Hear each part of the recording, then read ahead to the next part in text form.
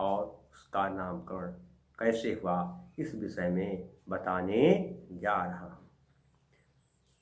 Doctor George Grierson का काल विभाजन। डॉक्टर जॉर्ज ग्रियर्सन ने काल विभाजन कैसे किया, समझिए।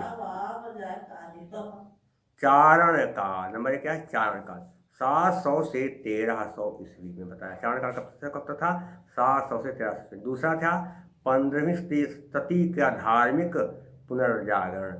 तीसरा जायसी की प्रेम कविता। चौथा ब्रज का कृष्ण काव्य। पांचवा मुगल दरबार। छठा तुलसीदास। सातवां रीतिकाल। आठवां तुलसी के अन्य परवर्ती। नवा 18वीं शताब्दी। और फिर 10वां कंपनी के शासन में हिंदुस्तान। और 11वां महारानी विक्टोरिया के शासन में हिंदुस्तान। डॉक्टर जॉर्ज ग्रियर्सन ने सर्वप्रथम हिंदी साहित्य के आरंभिक काल को चारण काल नाम से संबोधित किया। ग्रियर्सन ने चारण काल के अंतर्गत 9 कवियों, पुष्य कवि, खुमार सिंह, केदार, कुमारपाल, अनन्यदास, चंद, जगनिक, जोधराज एवं सारंगधर का उल्लेख किया है। ग्रियर्सन ने अपने इतिहास में केवल प्रवृत्ति के अंतर्गत काल विभाजन किया है। फिर आया मिश्र बंधुओं का काल विभाजन। मिश्र बंधुओं ने कैसे काल को बांटा। प्रारंभिक काल, उसमें 2 काल किया। पूर्व प्रारंभिक काल 700 से 1343 ईस्वी। उत्तर आरंभिक काल 1344 से 1444 विक्रम संवत। माध्यमिक काल में पूर्व माध्यमिक काल 1445 से 1560 विक्रम संवत। प्रौढ़ माध्यमिक काल 1561 से 1680 विक्रम संवत। अलंकृत काल में पूर्व अलंकृत काल 1661 से 1790 विक्रम संवत। और उत्तर अलंकृत काल में 1791 से 1889 विक्रम संवत। परिवर्तन काल 1890 से 1924 विक्रम संवत। और वर्तमान काल है 1926 विक्रम संवत से अब तक। फिर आए आचार्य शुक्ल। आचार्य शुक्ल ने हिंदी साहित्य को 4 भागों में बांटा। आदिकाल, वीर, उसको कहते हैं वीर गाथा काल, 1050 ईस्वी से लेकर 1375 ईस्वी तक। और पूर्व मध्यकाल, इसको कहा गया भक्ति काल, 1375 से 1700 ईस्वी। और उत्तर मध्यकाल यानी रीतिकाल 1700 से 1900 ईस्वी। और आधुनिक काल यानी गद्य काल 1900 से 1984 ईस्वी तक। फिर आया डॉक्टर राम कुमार वर्मा का काल विभाजन कैसे किया।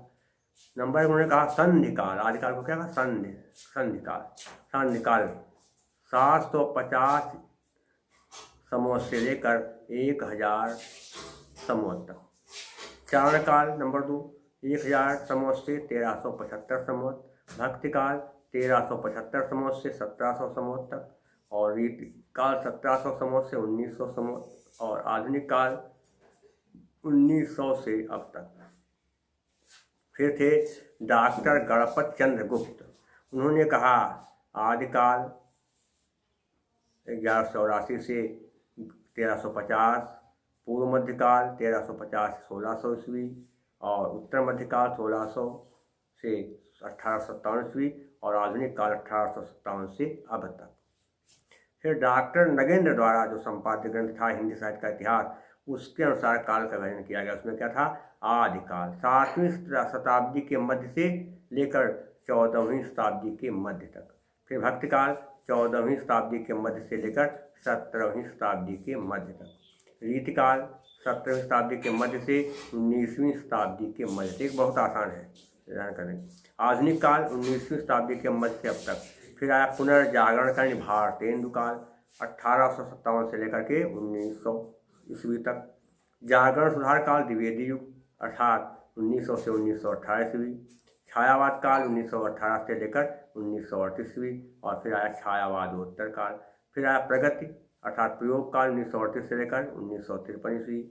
और नव लेखन काल आया 1953 से लेकर अब तक। एक थे डॉक्टर बच्चन सिंह, जिन्होंने लिखा था हिंदी साहित्य का दूसरा इतिहास। अपभ्रंश काल, भक्ति काल, रीतिकाल और आधुनिक काल, ये सब विषयों में। तो अब जो है मुख्य बात क्या बताएं आपको, आदिकाल को कई नामों से संबोधित किया गया, आप समझिए। चारण काल, आदिकाल को चारण काल जॉर्ज ग्रियर्सन ने कहा है। आदिकाल को चारण काल जॉर्ज ग्रियर्सन ने कहा है। प्रारंभिक काल मिश्र बंधुओं ने कहा है। बीज वपन काल आचार्य महावीर प्रसाद द्विवेदी ने कहा है। वीर गाथा काल आचार्य रामचंद्र शुक्ल ने कहा है। सिद्ध सामंत काल पंडित राहुल सांकृत्यायन ने कहा है। वीर काल आचार्य विश्वनाथ प्रसाद मिश्र ने कहा है। संधिकाल एवं चारण काल, इसे संधिकाल कहा है डॉक्टर राम कुमार वर्मा ने। आदिकाल आचार्य हजारी प्रसाद द्विवेदी ने कहा है। और आधार काल सुमन राजे ने। अंधकार काल डॉक्टर कमल कुल श्रेष्ठ, आदिकाल को अंधकार काल कहा है डॉक्टर कमल कुल श्रेष्ठ। और शून्य काल कहा है गणपत चंद्र गुप्त ने। शून्य काल किसने कहा है? गणपत चंद्र गुप्त ने। तो इस तरह से आदिकाल के कई नाम हैं।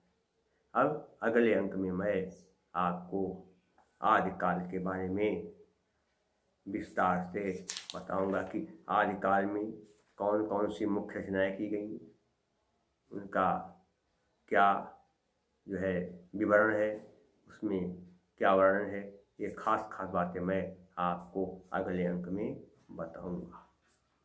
तब तक के लिए सत्यम शिवम सुंदरम।